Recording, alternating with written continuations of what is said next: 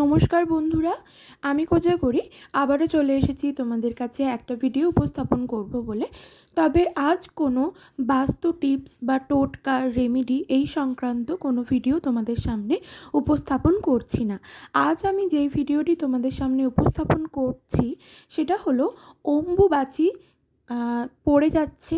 অম্বুবাচী কবে পড়ছে, অর্থাৎ অম্বুবাচীর প্রবৃত্তি এবং নির্বৃত্তির নির্ঘণ্ট, অর্থাৎ অম্বুবাচী কবে পড়ছে, কতদিন থাকছে, সেই সম্পর্কে তোমাদের জানাবো।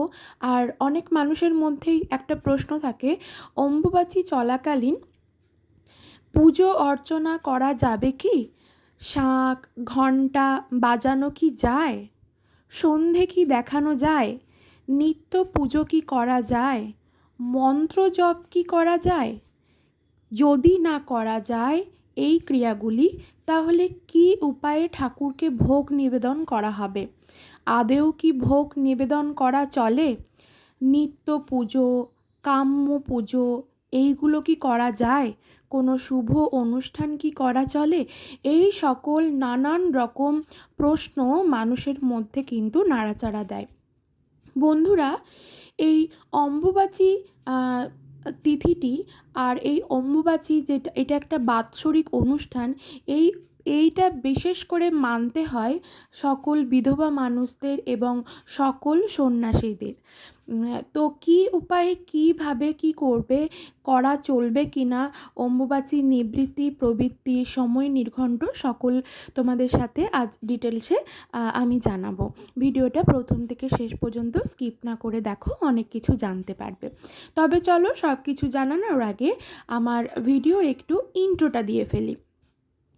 বন্ধুরা, যারা ইউটিউব থেকে দেখছো তাদেরকে জানাই আমি ওমের মা চ্যানেল থেকে সবাইকে সুস্বাগতম। আশা করি সকলে খুব ভালো আছো, সুস্থ আছো। আমিও ভালো আছি। যারা ফেসবুক পেজ কোজাগরি ঘোষ এই পেজ থেকে যারা আমার এই ভিডিওটি দেখছো তাদেরকেও সুস্বাগতম। আশা করি তোমরাও খুব ভালো আছো, সুস্থ আছো। আমিও ভালো আছি। বন্ধুরা, যারা ইউটিউব থেকে দেখছো তাদের কাছে একটাই রিকোয়েস্ট করব, চ্যানেলটি সাবস্ক্রাইব করে আমার পাশে থেকো। অবশ্যই লাইক করো, শেয়ার করো, আপনজনদের সাথে কমেন্ট করে জানিও। যদি তোমাদের কিছু জানার থাকে অবশ্যই আমি তোমাদের কমেন্টের রিপ্লাই দেব। আর যারা ফেসবুক থেকে দেখছো তাদেরকে বলবো প্লিজ প্লিজ প্লিজ ফলো করে আমার পেজটিকে ফলো করে আমার পাশে থেকো। যদি কিছু জানার থাকে অবশ্যই আমাকে কমেন্ট করো, আমি তোমাদের কমেন্টের রিপ্লাই দেবো। লাইক করো, শেয়ার করো আপনজনদের সাথে। তো চলো ফার্স্টে বলি, অম্বুবাচী তিথিটি কী? এটি একটি বাৎসরিক পুজোর মধ্যেই পড়ে। এটি 4 দিন ধরে পালন করা হয়। 3 দিন অম্বুবাচী চলাকালীন অনেকে জানে পুজো করতে নেই। তবে কি পুজো করতে নেই, কেন করতে নেই সেটা আগে শুনে নাও। বন্ধুরা, অম্বুবাচী তিথিটি চলাকালীন সমস্ত দেবদেবীর পুজো করতে পারবে। শুধুমাত্র মাতৃ আলেখ্য আমরা যেটা বলি সেটা হলো মা কালী এবং মা দুর্গার কোনো বিগ্রহ, মূর্তি বা চিত্রপটে কোনোভাবে পুজো করবে না। যদি তোমার ঠাকুর ঘরে ঠাকুরের সিংহাসনে মাতৃ আলেখ্যের কোনো বিগ্রহ বা ফটো বা মূর্তি থেকে থাকে, অর্থাৎ মা কালী বা মা দুর্গার যদি কোনো ফটো থেকে থাকে, সেটাকে অবশ্যই লাল কাপড়ে মুড়ে রাখো। অম্বুবাচী যেদিনে নিবৃত্তি ঘটবে সেই দিন এই লাল কাপড়টিকে খুলে দেবে। ঠিক আছে? তারপর তুমি পুজো করতে পারো।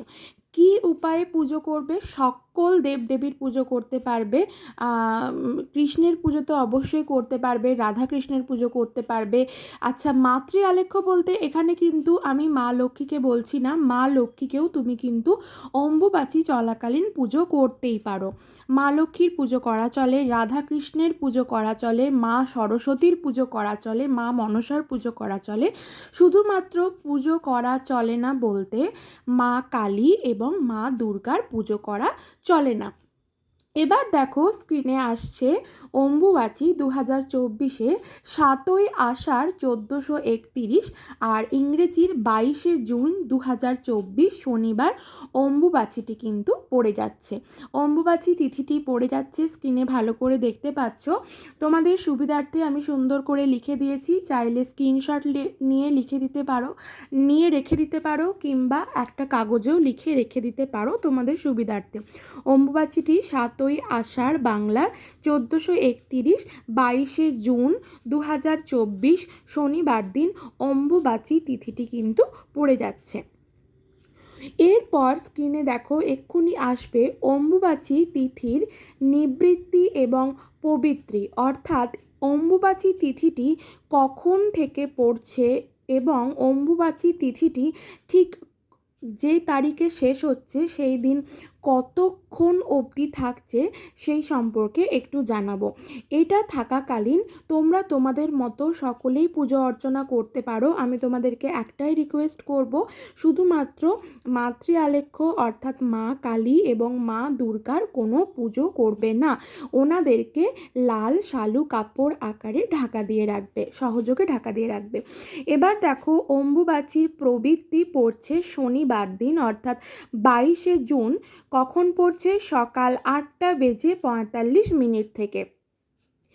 এরপর দেখো তার নিচেই লেখা আছে অম্বুবাচীর নিবৃত্তি মঙ্গলবার অর্থাৎ 25শে জুন রাত্রি 9:08। ঠিক আছে, অর্থাৎ অম্বুবাচী তিথিটি শনিবার দিন সকাল 8:45 লেগে যাচ্ছে এবং ছাড়ছে অম্বুবাচী তিথিটি মঙ্গলবার 25শে জুন রাত্রি 9:08। ঠিক আছে, স্ক্রিনশট নিয়ে রেখে দিতে পারো, চাইলে কেউ লিখে রাখতেও পারো, আমি তোমাদের সুবিধার্থে ভালো করে লিখে দিলাম।